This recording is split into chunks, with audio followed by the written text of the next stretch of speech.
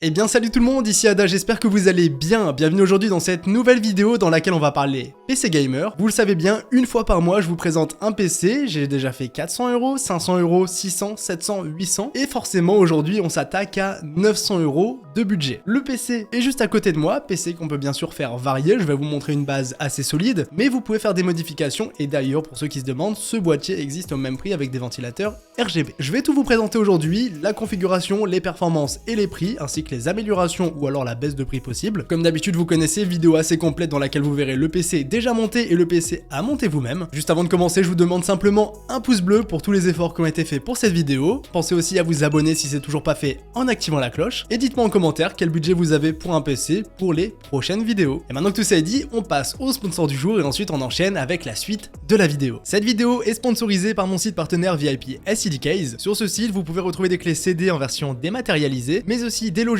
Nous, ce qui va nous intéresser, c'est Windows. Windows 10 est vendu ici en version OEM, ce qui veut dire qu'il n'est utilisable qu'une seule fois. Ensuite, une fois la clé activée, ce sera lié à votre PC. L'avantage de tout ça, c'est que ça nous permet d'avoir Windows pour vraiment pas cher. On va être environ sur 15 € ici avec mon code promo qui est YADA. Pour les modes de paiement, vous en avez plusieurs. Moi, je passe tout le temps via PayPal, c'est sécurisé et j'ai jamais eu de soucis. Une fois que c'est fait, vous recevez la clé en instantané, vous n'aurez plus qu'à activer Windows. Si vous voulez passer à Windows 11, c'est possible et c'est gratuit. Si vous voulez le pack Office, il est aussi disponible. Et si vous avez le moindre souci, vous avez le support qui est là pour ça. Alors pour commencer les amis, on va s'attaquer directement à la configuration de ce PC, avec directement le cœur de la bête, le Ryzen 5 5600 qui nous servira de processeur ici. On est sur un 6 core 12 threads que je présente assez régulièrement dans ces gammes de budget, c'est vraiment un très bon produit, parce qu'il va coûter environ 150 € et franchement, c'est un bon processeur pour du gaming ou du multitâche. Il est principalement fait pour du gaming bien sûr, mais après si vous avez des petits montages vidéo sur Premiere Pro, pourquoi pas, vous pouvez éventuellement en faire. Après si vous comptez faire des montages tous les jours, prenez plutôt du Ryzen 7 ou du i7 bien évidemment. Mais ici pour 900 €, on est sur un processeur assez polyvalent qui ira très bien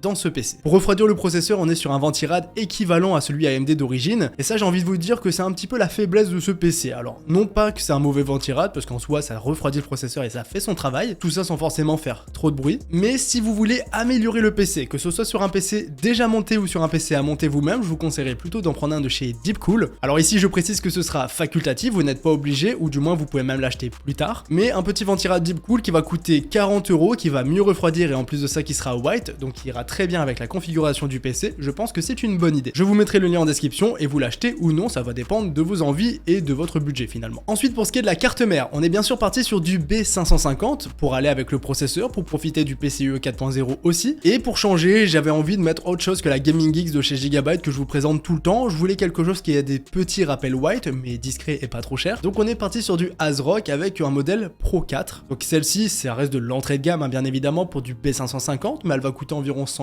€. Elle a 4 slots de RAM, donc ça c'est plutôt cool. Niveau des ports présents, ce sera assez limité, je vais pas vous mentir. Après pour les ports USB etc, on peut toujours trouver des solutions, c'est pas forcément gênant au final. On a une toute petite touche de RGB, donc ça c'est plutôt cool. Et surtout ça nous permet de profiter d'une carte mère avec des petits rappels white pour se faire un PC avec des tons black and white pour pas si cher que ça. Et bien sûr pleinement compatible avec le reste de la config. Alors voici pour la carte mère, je vous présenterai aussi tout à l'heure une alternative un peu moins chère pour baisser le prix total du PC. Sinon pour ce qui est du stockage, ici j'ai un modèle de chez Kingston, la version 1 Tera classique que tout le monde connaît. Si vous voulez, vous avez aussi le Crucial P3 qui est vendu à 45 € actuellement pour 1 Tera et le P3 Plus pour 10 € de plus. Donc c'est très intéressant, ça coûte pas cher et ça nous permet d'avoir 1 Tera de stockage vraiment sans se ruiner. Ensuite, concernant les barrettes de RAM, ici c'est pareil, je vais vous mettre deux alternatives. Une que j'ai utilisée ici pour faire un PC un peu plus joli, donc des Corsair Vengeance RGB. C'est des modèles white, on a 2 x 8 Go de RAM pour un total de 16 Go en 3200 MHz. Qu'à 16. Actuellement ça vaut 67 €, il y a quelques mois ça coûtait environ 85-90 €, donc ça baisse aussi, et surtout ça passera très bien dans le PC, c'est du white avec une petite touche de RGB, qu'on peut bien sûr régler avec iCUE. Ensuite concernant la carte graphique ici, on est sur une RX 6700, si vous voulez du Nvidia vous pouvez partir sur une RTX 3060 qui sera un peu moins bien. Ce que je vais faire c'est qu'en description je vous mets une vidéo comparative de la 6700 et de la 3060 en gaming, donc je vous laisse aller voir ça et comme ça vous pourrez prendre votre préférence. De mon côté je me tourne directement sur la RX RX 6700 parce qu'elle est meilleure en termes de performance en jeu. Concrètement, vous allez voir les tests après, mais vous pouvez jouer en 1080p et 1440p en ultra, donc ça c'est vraiment super intéressant. Là où une 3060 sera aussi capable de faire tout ça, mais avec moins de FPS au final. Par contre, si vous comptez faire plus de montage vidéo et un peu de streaming, vous pouvez éventuellement regarder la 3060 pour avoir un meilleur encodeur. Pour continuer avec le boîtier, vous le voyez ici, j'ai un boîtier white.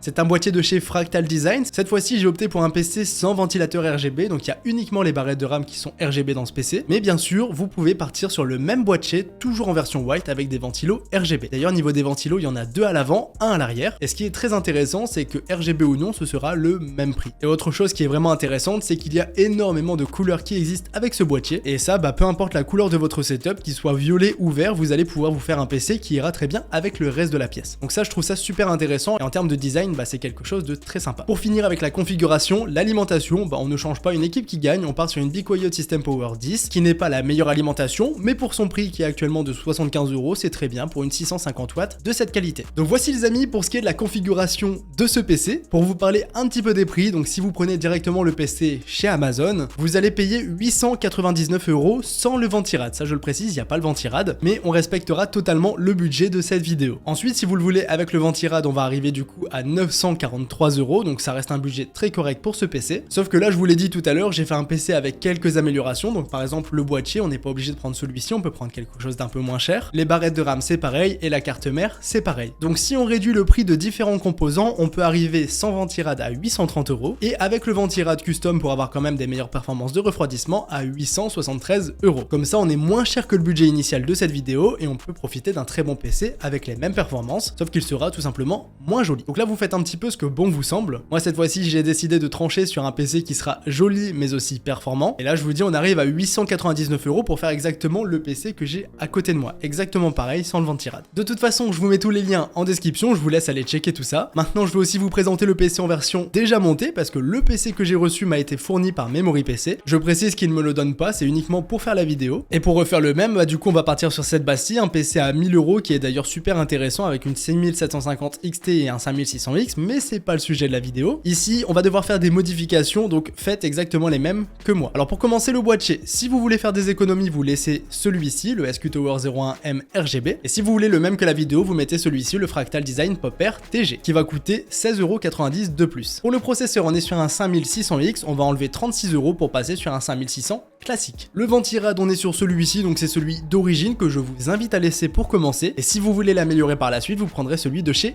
Deepcool. La carte mère, vous choisissez celle-ci, une ASRock B550 Pro 4, c'est exactement la même que moi dans la vidéo, et elle va coûter 12 € de plus. Si vous voulez faire une économie, vous ne changez rien et vous laissez celle-ci, la B550 Gaming X. Concernant les barrettes de RAM, on a 16 Go de RAM ici, nous ce qu'on va faire c'est mettre celle-ci, donc 16 Go, 3200 MHz en case 16, ça va coûter 27 € de plus et c'est exactement les mêmes que la vidéo. C'est facultatif, vous n'êtes pas obligé, et si vous voulez faire des économies, vous pouvez mettre ce kit-ci, donc des 3600 MHz case 18 de chez Corsair, qui vont coûter 14 € de plus. La carte graphique, on est sur une 6750 XT que nous allons changer pour passer directement sur la 6700 classique non XT, et de mon côté j'ai reçu un modèle Sapphire Pulse qui est un bon modèle de carte graphique, et celle-ci du coup va coûter 56 € de moins. Le SSD, on est sur celui-ci, 500 Go de chez Kingston, on va tout simplement passer à 1 Tera pour être tranquille pour 17 € de plus, et pour finir le bloc d'alimentation, c'est déjà le bon, on est sur celui-ci, un système Power 10 de chez BeQuiet. Donc voici pour le PC version Memory PC, alors récapitulatif c'est exactement ce PC là, et niveau du prix on est à 978 €, donc Memory PC sera un peu plus cher que si on le monte nous-mêmes, de 78 € tout de même, c'est pas rien, mais le PC arrive déjà monté, donc au moins tout est fait à ce niveau là. Donc là du coup il y aura forcément deux teams, soit ceux qui vont vouloir monter leur PC eux-mêmes, soit ceux qui veulent un PC déjà monté qui arrive tout simplement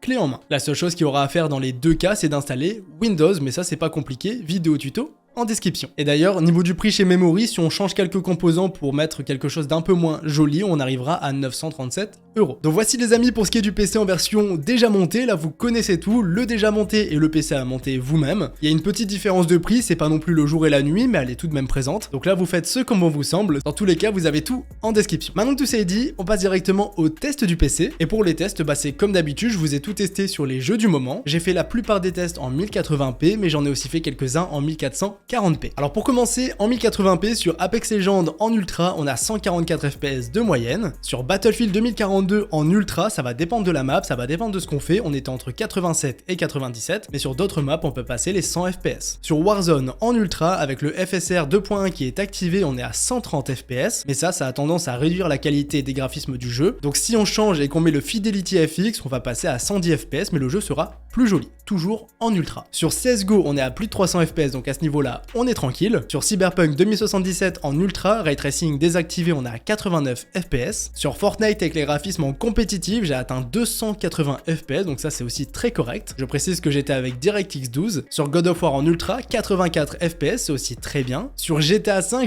qui est réglé en très élevé, MSA x2, à noter que j'ai désactivé tous les graphismes avancés, ce qui m'a permis de gagner quand même pas mal de fps, on était monté jusqu'à 130. Sur Microsoft Flight Simulator avec DX12 qui est activé en bêta, le jeu est réglé en ultra, on a 68 fps de moyenne, ce qui est très bien pour un jeu aussi gourmand. Rocket League, on est à plus de 250 fps, donc à ce niveau-là, c'est très bien. Sur Rainbow Six Siege, plus de 300 fps, 388 pour être exact. Sur Minecraft avec les shaders, on est à 125 fps de moyenne, c'est très bien. À noter que ça va bien sûr dépendre des shaders que vous installez, et si on désactive tout, on est à plus de 300 fps, y a pas de souci. Et pour finir, sur Valorant, on est à 430 fps. Et là, autant vous dire que c'est très fluide, mais c'est quand même beaucoup trop. Donc ça les amis, c'était pour les tests en 1080p. Ce qui est intéressant, c'est que j'ai testé une 6700 il y a pas si longtemps que ça fait environ 5-6 mois, et dans pas mal de jeux, j'ai eu des résultats qui étaient un chouïa meilleurs. Maintenant, j'ai aussi fait des tests en QHD, donc du 1440p, pour vous montrer tout simplement que ce PC est aussi capable de jouer en 1440p. Et pour commencer, sur Warzone en ultra, on avait 77 fps avec le Fidelity FX qui était activé, et si on active le FSR 2.1, donc l'équivalent du DLSS, qui nous permet de gagner des FPS mais de perdre un petit peu en qualité des graphismes, on était ici à 120 fps en 1440p. Sur Cyberpunk 2077 en ultra, Ray Tracing désactivé, FSR activé, on est à 57 fps, donc ça reste assez correct pour du 1440p finalement. Sur GTA 5, les mêmes graphismes que tout à l'heure, on a 120 fps de moyenne, et pour finir un petit jeu, sur Valorant, on a 350 fps de moyenne, toujours en 1440p et les mêmes graphismes que tout à l'heure. Donc comparaison 1080p, 1440p, on a des pertes bien sûr de fps, par contre le PC restera totalement jouable et fluide en 1440p. Donc peu importe l'écran que vous allez choisir, le PC ne vous limitera pas. Bon évidemment, sauf si vous partez sur du 4K. Pour finir avec les tests les amis, je suis parti sur 3D Mark, j'ai fait un petit time spy des familles, et on a obtenu un score de 10 361 points, avec un score GPU de 10 907 points, et un score CPU de 8 072 points. Donc c'est un score logique et correct pour les performances qu'on a eu avec ce PC et pour le matos qu'on a à l'intérieur. Et d'ailleurs niveau des températures sur 3D Mark, sur le CPU j'étais entre 55 et 75 au maximum, et sur le GPU on était autour des 60, donc on va dire une moyenne à 65 degrés. Donc voici les amis pour ce qui est des tests de ce PC, je pense que comme d'habitude j'ai été assez complet, et on arrive doucement à la fin de cette vidéo, parce qu'au final maintenant vous connaissez tout, le PC est déjà monté, le PC à monter vous-même, comment réduire le prix, comment l'augmenter un petit peu, vous connaissez les performances de ce PC, et maintenant il est temps de conclure cette vidéo. Donc déjà je vous répète que je vous mets tous les liens en description si vous voulez acheter le même PC. Moi je m'attendais un petit peu à ces résultats-ci parce que le processeur je l'avais déjà testé et la carte graphique aussi, donc aucune surprise pour moi, mais c'est comme d'habitude des résultats qui sont vraiment très bons. Pour un PC qui n'est pas si cher que ça, on peut voir qu'on peut jouer en 1080p et 1440p sans vraiment de concession, et je trouve que pour 900 €, ici on s'en sortira très bien avec ce PC. Donc les amis, j'espère que ça vous aura plu, j'espère bien sûr vous avoir aidé. Si c'est le cas, vous savez quoi faire avec un pouce bleu. Donc je vous laisse là-dessus, c'était Yada, on se dit à très bientôt pour de nouvelles vidéos. Salut tout le monde!